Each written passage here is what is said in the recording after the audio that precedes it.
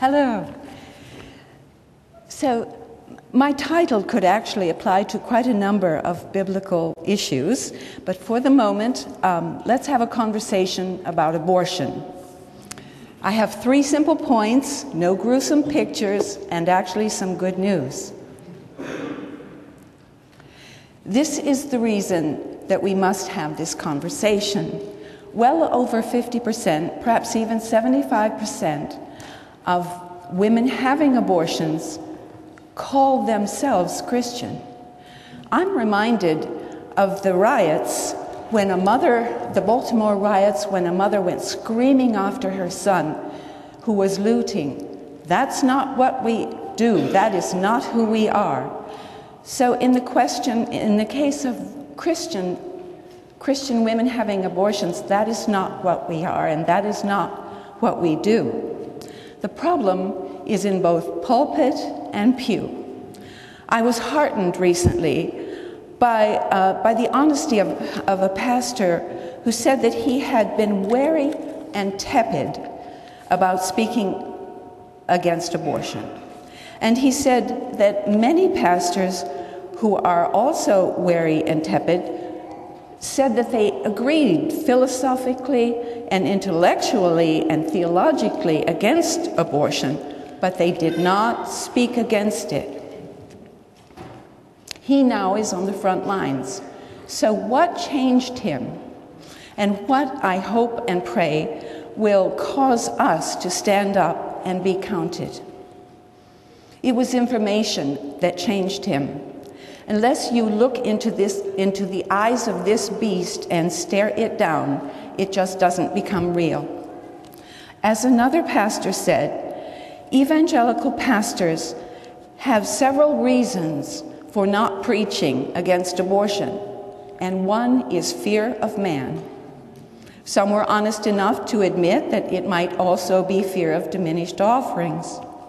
One director of a pro-life group said that his greatest frustration was the silence of evangelical pastors. My source calls them the still silent shepherds. This is not a diatribe against pastors, but an inquiry into how things have gone so terribly, terribly wrong. Except for the Right to Life Sundays, only one pastor out of 10 will say that they have spoken about abortion in the last year. This is known as Christian squishiness. Those in the pews are not getting it because the pastors are not getting it or are not courageous enough to speak against it. The most shocking thing, said someone else, was the lack of response from evangelicals who pretend to be pro-life, but either will not explore the issue or will not speak about it. Congregations, rarely rise above their pastors, and so these people are being denied what they need to become passionate against it. We have for years been moved by the profound and perhaps surprising words of Proverbs 17:15, and they tell us that God despises those who acquit the guilty and condemn the innocent. As I see it, when these two awful factors of wickedness and ignorance, when they merged, that created the horror of abortion on demand. So to put this in perspective, we are one out of only 4 nations, out of 195, one of 4 nations which allow abortion for any reason. We are one out of only 7 which allow abortions after 20 weeks. And our Congress, just this past Monday, vetoed a ban on abortion after 20 weeks. You know that by the day 21, the first beats of the heart begin. The baby has fingerprints at 12 weeks, making him an individual. And at 20 weeks, the baby can hear your voice and distinguish it from another. He has eyelashes, fingernails, and a heartbeat of 140 beats per minute. And abortion stops that beating heart. By the way, I find that the older generation needs this information as much or perhaps even more than any other, because we are the generation that accepted this and perhaps even assented to it. And do you know the segment of the population that really get this? They're the very young children who have not yet been corrupted. You just try to tell a young child that it is okay to kill a baby in the womb, and they will respond with something like, but we're not even allowed to break our toys or hurt our pets. Or wouldn't that be like breaking my doll, only worse? So, first point.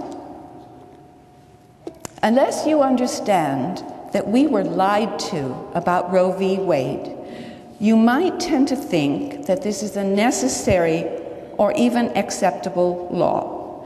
But Dr. Nathanson, who performed over 75,000 abortions and who ran the largest abortion clinic in the US, after repentance and conversion, has told the truth of how he and others made up and told and sold the lies to the American public. Lying is essential for the approval of abortion. Nathanson says that the edifice of abortion is built on a foundation of lies. His is a fascinating account. He said, our first key tactic, no surprise here, was to capture the media. We simply fabricated fictional polls. We announced that 60% of Americans were in favor of permissive abortion. And this is the tactic of the self-fulfilling lie. We fabricated the number of illegal abortions done, and these false figures took root in the consciousness of the American public, convincing many that we needed to amend the abortion law. We were fed a very, very false narrative. So, he says that the truth on this, it was fraudulent thinking, that it was a kind of schizophrenic assault on truth. When truth comes, or when war comes, I should say, when war comes, you know, the first enemy, the first casualty is truth. When we began to believe that abortion was a personal decision between a woman and her doctor, instead of the killing that it is, this intentional distortion of truth, we gave in to perverted thinking. We were conned. We were fed myths. The war against the unborn was lost. We were deceived by semantic gymnastics that allowed us to believe the unthinkable. What would it take to allow you to support the unthinkable? You would have to be deceived in some way. What happened to us as a society? I know passionate Christians who admit that they were taken in by the lies about clumps of cells, backstreet abortions, disposable tissue, and the propaganda that without abortions, thousands of women would die. We would naturally be against the extermination of any segment of the population, so this had to be whitewashed. But what happened to us that for the most part, including the church, we have been silent about this blasphemy. Wholesale killing, that's a low point in humanity. What is the difference between this and the sacrificing of children to Moloch? Do we really think that violently terminating the lives of millions of preborn babies does not take its toll on our nation? Dr. Nathanson, who authored the documentary The Silent Scream, regards abortion as an impermissible act of deadly violence. And he makes this comment. It's a very profound one, and I quote, "As I look back across the 25 years separating me from that revolting extravaganza, playing itself out on the bodies of pregnant women and their slaughtered babies, I'm struck by the moral and spiritual vacuum at the core of this. And yet, the thing was so obviously sordid. Why couldn't we make the link between the ethical and the moral, between the shoddy practices and the shabby practitioners, the evident greed and the callous motives, between the crassness of the enterprise and those involved in it, between all these ethical indicators and the grotesque immorality of the act itself?" It appears that he was right, and I base that on what we've seen about the selling of baby body parts. This is disposable tissue, and babies are not. Okay. The justices of Roe v. Wade simply had not done their homework. They had lost an election recently and would often be out in the mornings or afternoons looking for a job. The scriptures could easily have informed them. So could the biology textbooks of the time. But the story goes that it was a kind of old boys network. The lawyer was very attractive and persistent, and one justice said this after the fact: "We just gave her what she wanted. In fact, they would have given her anything she wanted."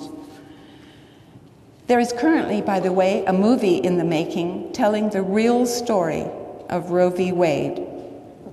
I don't know how much truth will come out.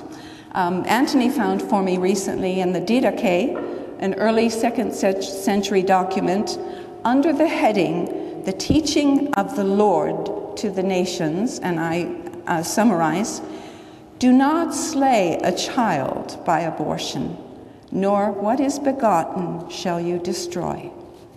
So to sum up the Roe v. Wade decision, it deformed us as a nation. It corrupted our thinking. One has only to look at the video by Dr. Levitino, a former abortionist doctor. He repented and he testified before Congress about his former barbaric deeds. He sums it up by saying, "Like hell, I would ever do another one," and he pleads for the pro-life cause. We shake our heads in disgust at the German church's tolerance of one Holocaust while ignoring our own tolerance of another. The facts are that the baby in the womb is alive, and after the abortion it is dead. That is why the abortion was performed, to kill it. But Roe v. Wade made us legally blind. However, no law can give you the right to do what is wrong. One last point about Roe v. Wade. Senator Rand Paul is sponsoring a Life at Conception Act, and that would declare that the unborn children are persons and therefore entitled to legal protection under the law. The Supreme Court admitted in Roe v. Wade that if it could be shown that unborn babies were persons, this would cause their case to collapse. The Supreme Court never declared that there was a constitutional amendment for abortion. The 14th Amendment reads in part like this: No state shall deprive any person of life, liberty, or property. So why, I ask you, is it even legal? If we followed the Constitution, the solution for this would be built right into it. So this abhorrent ruling could never have survived this long if enough good people had worked against it. How is it that we have thousands and thousands of churches, and yet we have murder in the land? In this case, it's baby murder. Point number 2, and I love teaching this point because it is so freeing. It is as if I can see the blinders coming off and the lights coming on in people's thinking. This is good news. It's very liberating, and it's a wonderful example of how the truth can make you free. The black cloud of hesitancy gone. A choice for one means no choice, in this case, no life for the other. And we know which one gets to make the choice. But is it true that you might have to choose one life over the other? This is what is at stake here. We have been forced into, again, lied to, we have been forced into thinking that we must have an exception clause. This colors and distorts much of our thinking. Myths like these bedevil the conversation. We've been hoodwinked into believing that it is a necessary evil. In truth, the necessity for an abortion clause is a myth to justify the murder of healthy children. And remember that as Christians, one of our major responsibilities is to not be deceived. We have, both church and state, embraced abortion as a necessary evil. What about the life of the mother? Dr. C. Everett Koop, who was Surgeon General of the U.S., says that for 36 years, he was a surgeon. He never once was aware of a single situation in which a preborn child's life had to be taken in order to save the life of the mother. He believes that this popular pro-choice argument is nothing more than a smokescreen. Dr. Levatino says this: none of the thousands of abortions I performed, which were categorized as saving the life of the mother, were actually necessary. He explains that cutting the child to pieces would only have incurred more risk and pain for the mother. It wasn't a necessary step. It never is, he says. As the over 1,000 obstetricians, neonatologists, pediatricians, and midwives who signed the Dublin Declaration have testified, there is never any medical justification for abortion. Now, it may be necessary in some rare circumstances to deliver a baby early in order to save the mother. But the additional step of killing the child is never necessary. Matt Walsh of the Blaze Network: abortion is never necessary to save a woman's life. Abortion has never saved a life. It is designed instead to preserve the lifestyle of the mother. A baby's life and her mother's are never in competition. We are never required to choose between the two. It is this, I think, that is so liberating, allowing one to take a stand. Call me a fanatic. I just think that siding with the baby over the lifestyle of the mother is the right thing to do. To decide that a child must die so that you may live as you wish, that is horrendous. Surely it's one of the greatest moral evils ever to be perpetrated on our society. More myths surround the issues of pregnancy due to rape or incest. Their numbers are multiplied to look greater than they are in reality. Consider, please, this logic, the logic of killing a child who is the product of rape or incest.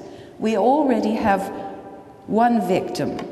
Does killing the other one help? Abortion does not bring comfort or healing to a victim of these crimes. What it does is to leave us with one damaged and one dead. This is the slogan, by the way, of a rape victim. I got over the rape. I never got over the abortion. Believing a lie can be deadly, and if one falls prey to the false logic about an exception clause, it opens the door to yet more exceptions, disabled children, and imperfect specimens. Information is power, and it is powerful to be able to be 100% pro-life without exception, without compromise, and without apology. Consider this devastating logic. I'm personally against abortion, but I'm still pro-choice. Brilliant author Randy Alcorn says this: "It's like saying, I'm personally against child abuse, but I would defend my neighbor's right to abuse his child if that is his choice." By the way, I am pro-choice. I'm pro-choice just about everything. Where you live, what you wear, what you eat. I am not pro-choice about murder. And by the way, there is no condemnation in this at all. God's grace is sufficient. Point number 3. Is it necessary to engage? It is. Our moral sense was put in us by our Creator and not to be ignored. This is where activism is born. What is your duty to your unborn neighbor? What responsibility do you have in this? What does Christianity look like in a world that practices child sacrifice? Here's the thing. You have to join the side that you're on. There is a luminous power to truth. Consider this from the Holocaust Museum in Washington, D.C.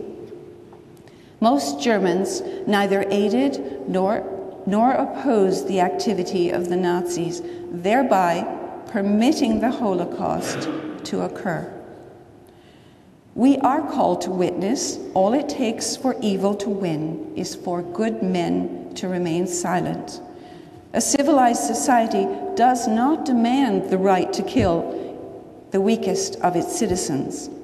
Who gave us the right to decide who may live and who must die? Abortion is not compatible with being a Christian. It is child sacrifice and it is murder. By contrast, we are to hate bloodshed. Silent consent to the legalization of murder is not acceptable. Abortion, according to Scripture, is a uniquely heinous act. It possibly exceeds all previous atrocities with its 60 million plus lives taken. We are to cherish and protect. We are commanded to protect the innocent and to rescue those who are being led away to slaughter. As Martin Luther King said, our lives begin to end the day that we are silent about things that matter. To ignore evil is to become an accomplice to it, and not to speak is to speak. It is past time to tell ourselves the truth. Matthew 25:45 in my NLT translation says this: "When you refused to help the least of these, you have refused to help me." I had hoped, how are we for time? I don't know. Okay.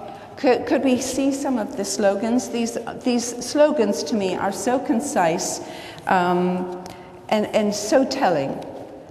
If it's not a child, it's a choice. I regret my abortion. And this person terrorists have killed 3,000 since 1990. Abortions killed 3,500 in America yesterday. No law can give me the right to do what is wrong. And this was a homemade one. We made this. A fetus equals a child equals a human being. One unplanned pregnancy saved us all. There is no argument for abortion that makes sense. All those in favor of abortion have already been born. I think that was President Ronald Reagan who said that. Abortion is called a choice, but somebody dies. The unborn are human beings just like you and me, and that is why it's wrong to kill them. It's not a war on choice. It is a revulsion against killing. Abortion is always wrong because it is always killing. Abortion is legal because babies can't vote. Every abortion has 2 victims, one damaged and one dead. And this person really has done her homework. My birth mother walked out of Planned Parenthood 60,086,776 babies never left. I walk for them. Okay. I'll finish then with a quotation by Justice Antonin Scalia. And he said this: God assumed from the beginning that the wise of the world would view Christians as fools, and he has not been disappointed. Have the courage to have your wisdom regarded as stupidity. Be fools for Christ, and have the courage to suffer the contempt of the sophisticated world. Thank you. Wait there. Why? Before we let it down from the stage, are there any questions and any comments for Barbara before she Gets off. gets down? Thank you so much for sharing this and your part and the comments in your account. So thank you very much. What impact do you think President Trump's addressing the March July has made on the movement? And do you see, are you encouraged? Do you see any forward movement in the last election? Both yes and no. I'm encouraged by the young people who say things like, abortion will end in my generation. On the other hand, I am so utterly amazed by the fact, as I said, of the thousands upon thousands of churches, and yet this continues for 45 years. Something seems to me terribly, terribly wrong, and I find the silence of everyone a huge problem. Okay, thank you very much.